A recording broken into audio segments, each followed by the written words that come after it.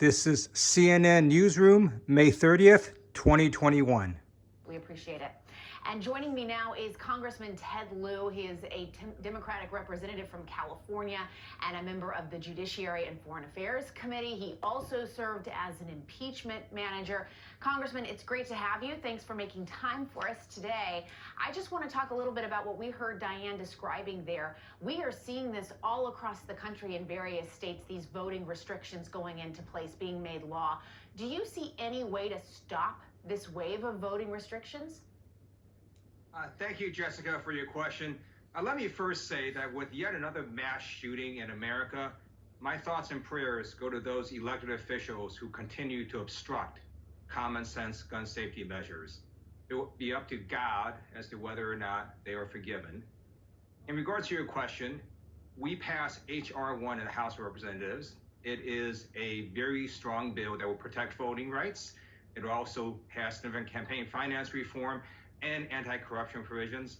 We hope the U.S. Senate will also pass H.R. 1, and that would stop or reverse many of these state laws. But in the Senate, though, it's going to need 60 votes to pass that filibuster, and there's just no way that's happening right now. So what do Democrats do? Joe Manchin and Kyrsten Sinema have said they're not blowing up the filibuster. So what can be done? Because it doesn't appear like that Voting Rights Act is going anywhere in the Senate, and it even has pushback from people in the Democratic Party. It would require Senators Manchin and Sinema to change their mind, and hopefully when they see Republicans continue to obstruct all their legislation that is going to move America forward, such as this January 6th commission, that they will in fact change their mind and allow the filibuster to be modified, especially for something as critical as voting rights. And something else that was affected by the filibuster was the January 6th commission vote on Friday. That was taken down by the filibuster. It didn't get the 60 votes it needed, and they voted down. It was a bipartisan insurrection commission. Let's listen to your Democratic colleague from Colorado talking about his frustration with trying to satisfy Republican demands on that. Let's listen to that.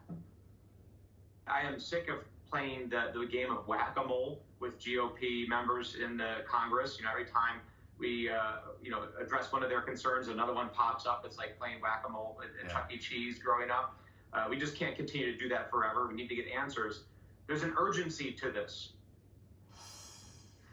And so there is an urgency, he says, and I know that you feel that way as well. Where do you think Democrats go from here? Is it the select committee? Do they try to go back and modify this more? I know that Nancy Pelosi worked with Senator Collins to put Republican amendments into this bill, yet it still couldn't get the 60 votes. Bipartisan majorities of the House and Senate supported the January 6th commission. Only about 35 Republican senators were able to hold up this bill. This is an assault on democracy, the likes of which I've never seen. And so we need to get to the bottom of the January 6th insurrection. We can do it through a select committee, or we can also have our regular congressional committees, such as the House Judiciary Committee and the House Oversight Committee, do its normal functions and investigate as well. So there's multiple paths to investigate. And what I do know is that the full truth will come out. Senator Mitch McConnell and the Republicans cannot stop the full truth from coming out. Right, but now it's going to have to be Democrats. It's going to be, by virtue, then partisan, simply because Democrats are going to have to move ahead without Republican support. So how do you get Americans to see this not as a partisan issue, but as about the truth?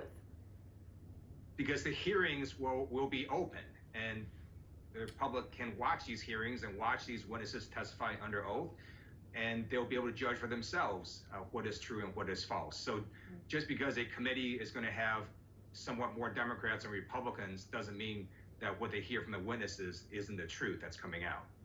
And back to that vote on Friday, there were 11 senators, 9 Republicans, 2 Democrats, who were absent for that vote on Friday. They all gave varying explanations for why they weren't there. What is your reaction to them missing that vote? What message do you think they send by not being there? I think they should put their vote up again and see if they can get closer. And I think with public sentiment shifting and people realizing that January 6th needs to be investigated, I think if the Senate puts a vote up again, maybe they'll get a closer vote to getting the bill through, and then maybe they try putting up the bill again and again and again. And my view is that everything in politics seems impossible until it happens. So you never know when public sentiment breaks in a very big way that causes these senators to vote for this commission.